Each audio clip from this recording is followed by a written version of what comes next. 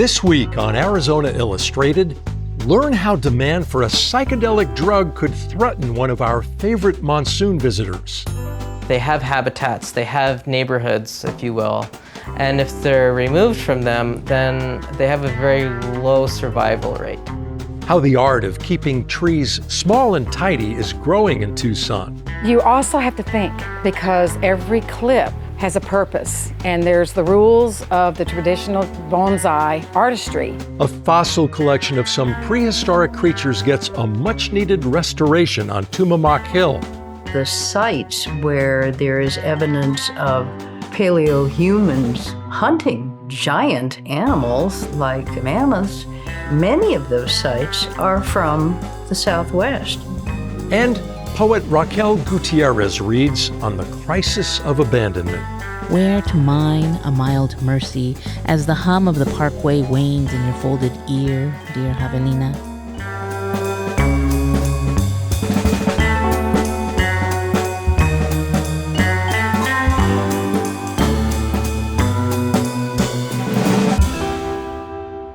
Hello, and welcome to Arizona Illustrated. I'm Tom McNamara. No doubt over the years you've become familiar with the Sonoran Desert Toad, which of course can only be found here in the Sonoran Desert. Now, the toad was once plentiful in our region, but now the experts worry that it's being exploited because of that psychedelic substance it produces and the growing popularity of that drug.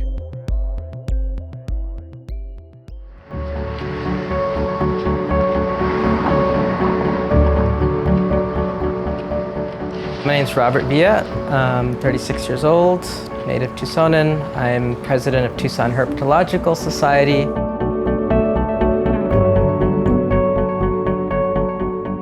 We're gonna give her a little bath here.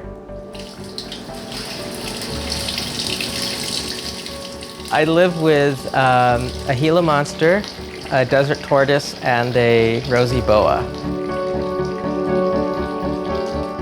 I grew up flipping rocks and logs and looking for lizards and bugs. There's pictures of me in the crib with little sock snakes that my grandmother put in the crib with me. So I think my destiny as a naturalist and a herpetologist was sort of sealed.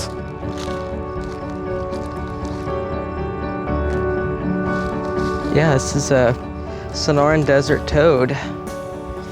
Encelius alvarius, and we are just near a parking lot along the Santa Cruz River. The Sonoran Desert Toad is the amphibian version of the saguaro in that it's found nowhere else except in the Sonoran Desert region. Sorry, little guy. That was probably traumatic for you. They're big toads, and they can live up to 20 years, probably more. They spend their lives mostly asleep until monsoon season. They are actually awakened by the sound of running water or water hitting the ground, thunder. That's what actually brings them to the surface. And it's a race to eat, mate, lay eggs, eat some more, and go back under when before the water dries up. Paul, here we go. And people confuse these with bullfrogs because bullfrogs are also big and green. But again, toads have these big glands behind each eye, and bullfrogs don't. The toad has produced this chemical, 5-MeO-DMT, as a defensive mechanism. And it takes a lot of harassment and a lot of stress for the toad to willingly exude the substance. 5-MeO-DMT, purely smoked and inhaled, is an instant trip out of consensus reality. It can be likened to a near-death experience. I haven't smoked it. I don't intend to. People describe pixelated vision, extreme senses of euphoria, well-being, love, clarity, a general awakening of reality and consciousness. On the other hand, people who react negatively experience extreme trauma and years of therapy. Then about 2017, I was approached by Vice Media to consult on an episode for a program that dealt in psychedelic substances. We were able to interview Yaqui community elders and talk about the actual role the toad has in Yaqui culture. To this date, there's no conclusive evidence that suggests that toads were used as psychedelics by any pre-Hispanic cultures. When the episode aired, this really shot the toad into popularity. Even though there was factual information and we stated that it wasn't indigenous cultural practice, people wanted to experience it. To have this and use it is a federal offense. It's breaking federal law. That doesn't stop people from doing it, of course.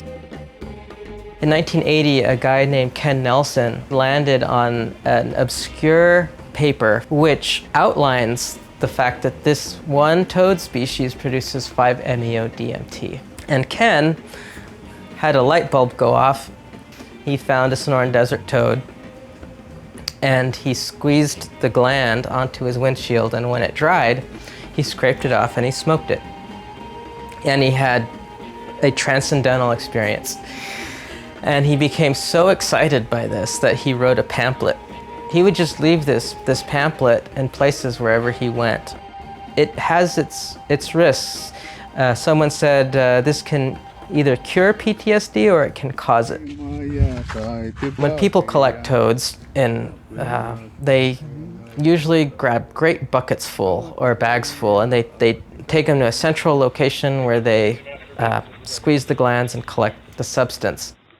And they don't return the toads. They have habitats, they have neighborhoods, if you will. And if they're removed from them, then they have a very low survival rate.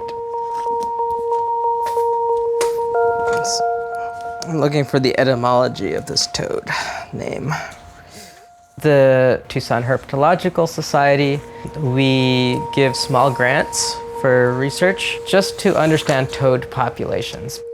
Amphibians have experienced severe declines all over the world, from chytrid fungus, pollution, climate change, habitat modification, roads which they get smashed on top of collecting, which we can't really measure very well. At least 5 sites which were known to have toads did not have toads. I can't tell you if that's from pollution. I can't tell you if they've gone somewhere else. But from a couple of years to the next, at 5 localities, toads have disappeared completely. It's really a race against time to understand what are healthy toad populations and then what are the threats to toads.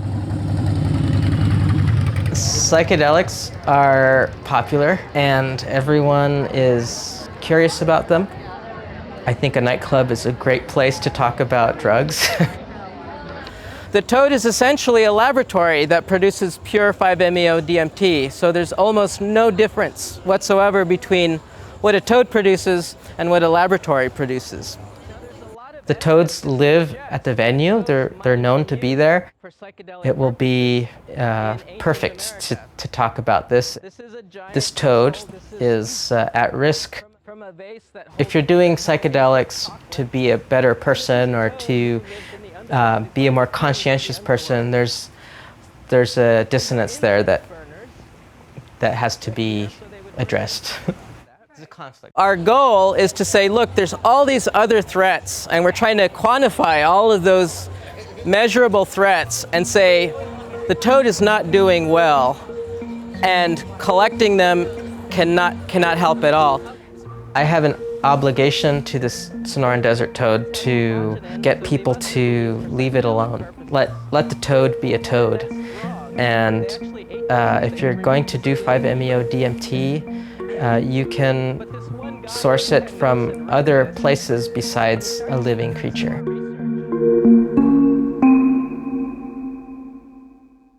The Sonoran Desert is home to thousands of plant species that amaze and captivate, but many others can be grown in captivity right here in southern Arizona. Next, we introduce you to the Tucson Bonsai Society. They were established in 1972 and continue to grow strong.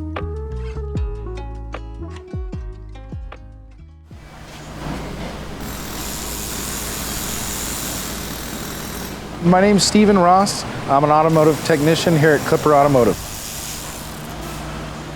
I've been in the automotive industry for over 29 years. It's all I've ever done. From electrical diagnosis and AC to putting an engine back together on this side for a timing chain. But we do it all.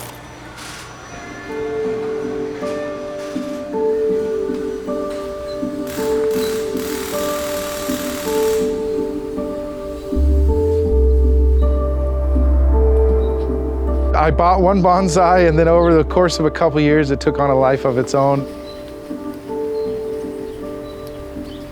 I think there might be 60, 70 trees back here.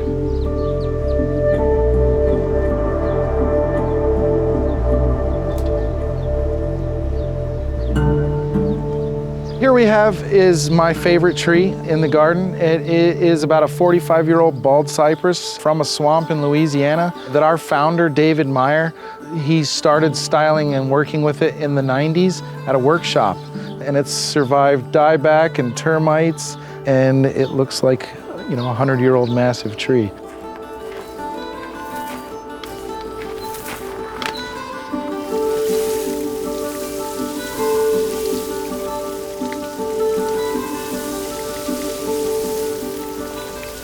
He likes a lot of water, so in that sense, a couple times a day he gets a big drink, but he's happy to be here. Does he have a name? No, I don't name the trees, but he's definitely the king of my yard, for sure.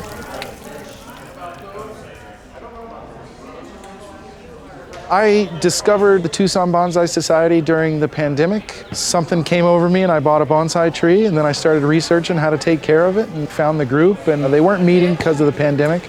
But I was able to follow them and get help from some members, and when they started re-meeting again a little over a year ago, I was able to join at that time. They tend to be low maintenance, although I know y'all really maintain your plants, so that comment's more aimed toward landscape use. Also benefits for wildlife and pollinators. And then, you know, another thing that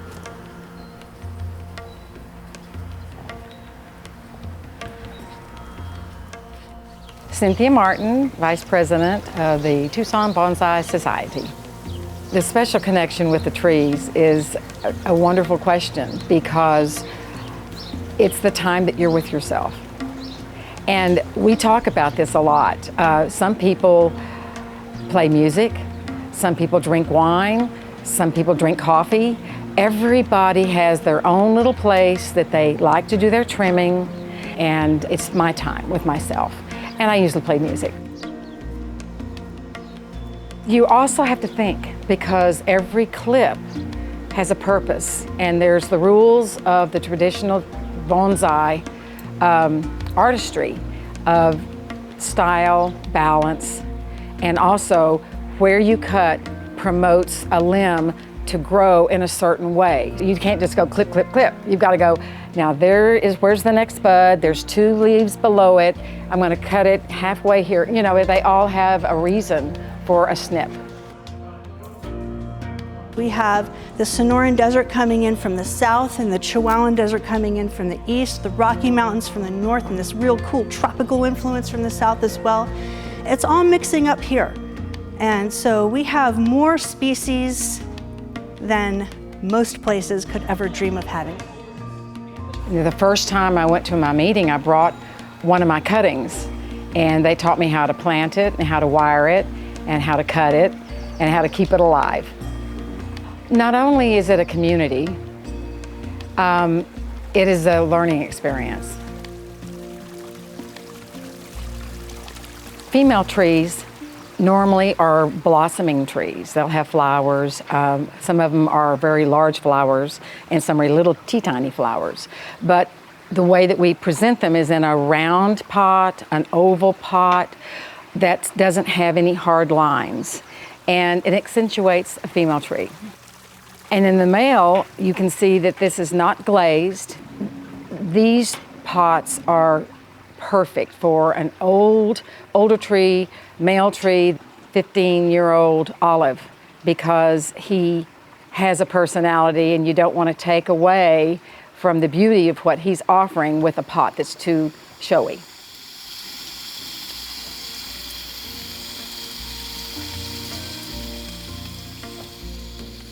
There is a term that us bonsai artists use amongst ourselves, is we are bonsai nuts. And we say it proudly. Well, when people usually hear I do bonsai after knowing me in the automotive industry, it gets a couple of chuckles because it's just so very different. But yeah, it's truly my passion beyond here. It's my little piece of heaven. Now that I've been at it, I couldn't give it up.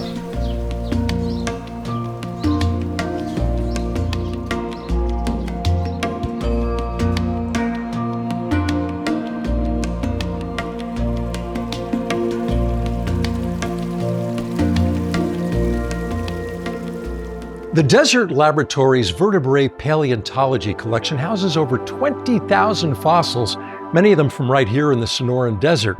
Now, the collection focuses on a period when man coexisted with now extinct megafauna like mammoths and mastodons. Today, the collection's in great shape, but that wasn't always the case.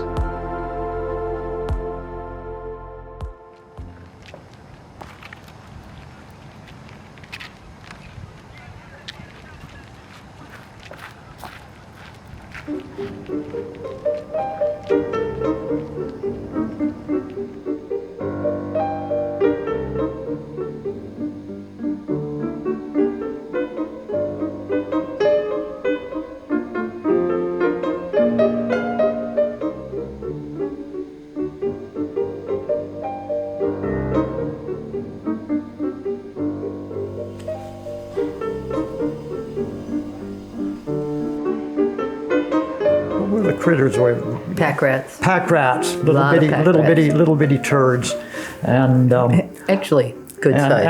and a lot of urine, and this was on top of the specimens that were in the little boxes. So who are you going to call? That was when the university did not replace him, so the entire vertebrate paleontology program just simply came to a screaming halt.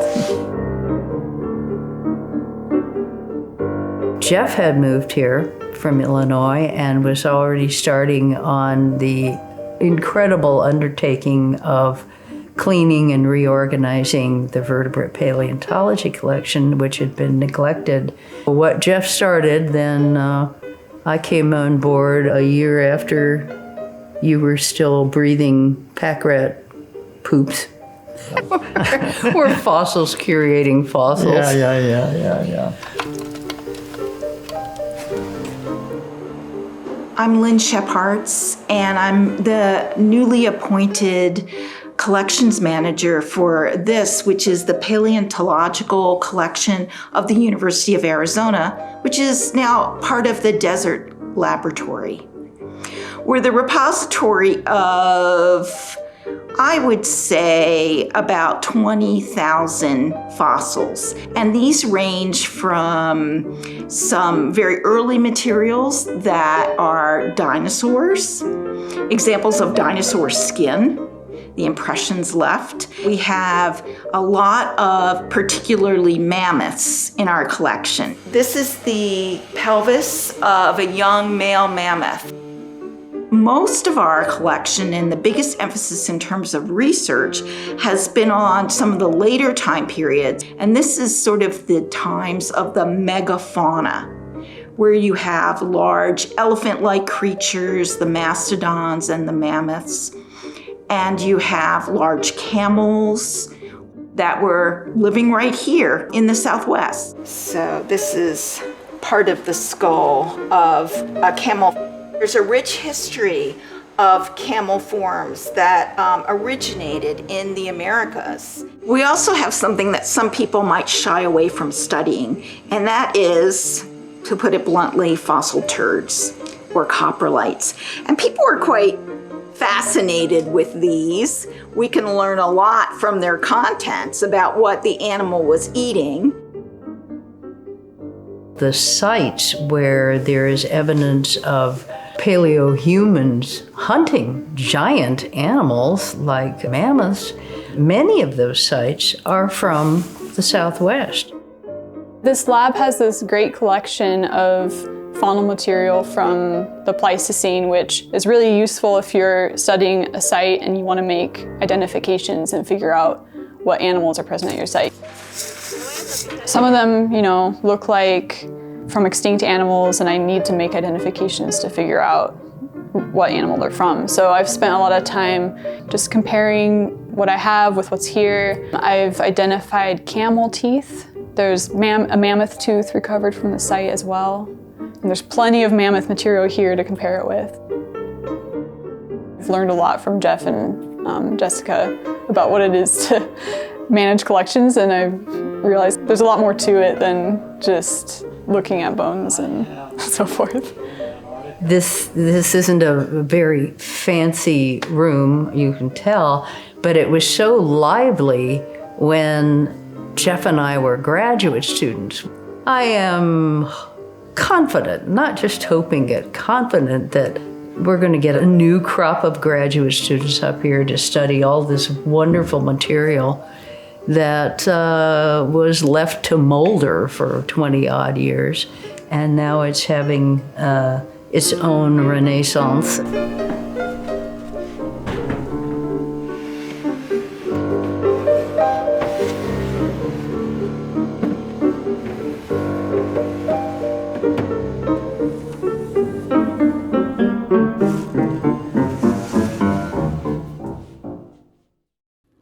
Next, we bring you something a little bit different for our show. Arizona Illustrated collaborated with the Poetry Center to bring you a series of poems written by local poets and then visualized by our team of producers. Here, writer Raquel Gutiérrez reads on the crisis of abandonment.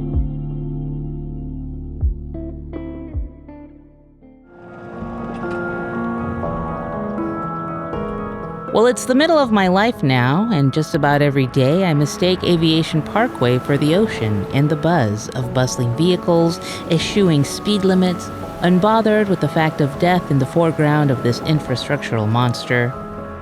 Every day in the middle of my life now, I expect the javelina, coming halo of mushroom fuzz, and greet its decomposition hastened by the summer heat of an unfathomable season. I yield to my own promise of decomposition as alluring to forge new life someday, somehow, and for someone else in the elsewhere. Your life wasn't for nothing, that it made a difference to the funny thing we call kin. A large husk that once hurled into a void it wasn't concerned with anyway. For some make a pretty good life in the rubble of other people's trash. A peccary in the muck of concrete, an oil slick of monsoon garbage, or the slippage where the 18-wheeler impressed upon with the force to twist its barrel-chestedness on the shoulder of the frontage road. No one dreams of dying alone, but these are the dreams to seize upon and feast in defeat. If you did it right, you are remembered for the reputation you lost defending against the new grain of patrimony, the sublimated rages, the busted neon sign throbs and diminished power differentials. You are remembered for being stingy with your time, demanding promissory notes for the granular pains in the factory you thought improved upon the last factory. Where to mine a mild mercy as the hum of the parkway wanes in your folded ear, dear javelina. You don't see what's coming but feel the fear flooding. Chronos is a cortisol, a phlegm to a punctured lung. Consider my decomposing body on the side of the parkway and lay a bouquet of pink flowers at the snout of my cathedral. I forget the wild boar inside myself, the smell of sweetness in the afterlife. Is it another Zoom meeting? Will I die by some less impressive machine of the blue halo, the screen screaming for another mode of lymphatic reaction? Desperately fathomed. When I mistake Aviation Parkway for the ocean, it's a temporary sensory deprivation of forgetting I live next to a freeway wall. Goat head burrs and births the need for virality that ensured a livelihood.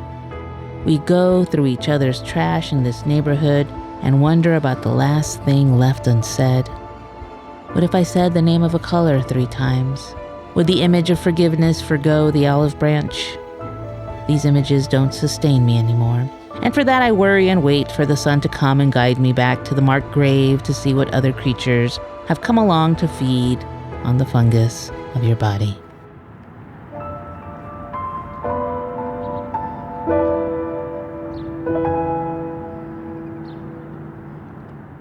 Stay tuned to Arizona Illustrated to see more of these poems in the coming weeks.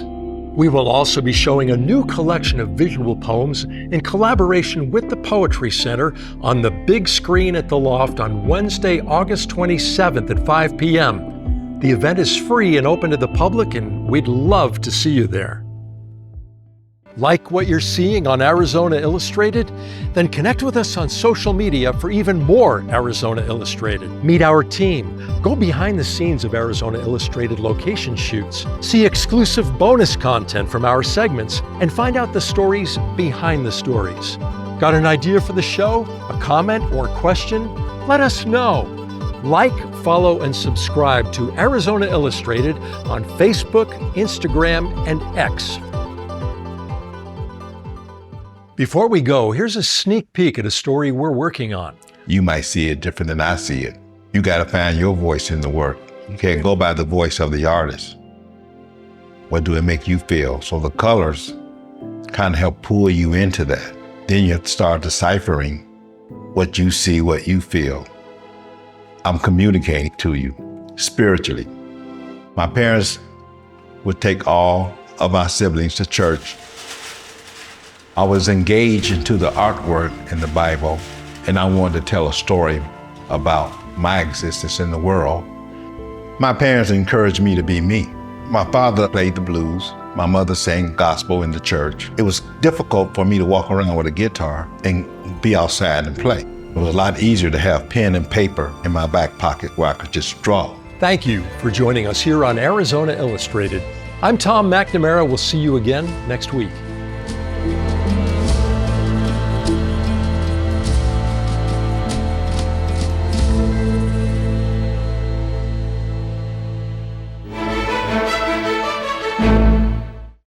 Hi, I'm Tom McNamara, host of Arizona Illustrated. Thank you for watching this entire episode of our show here on YouTube. And if you liked it, well, here's another episode that we think you'll like.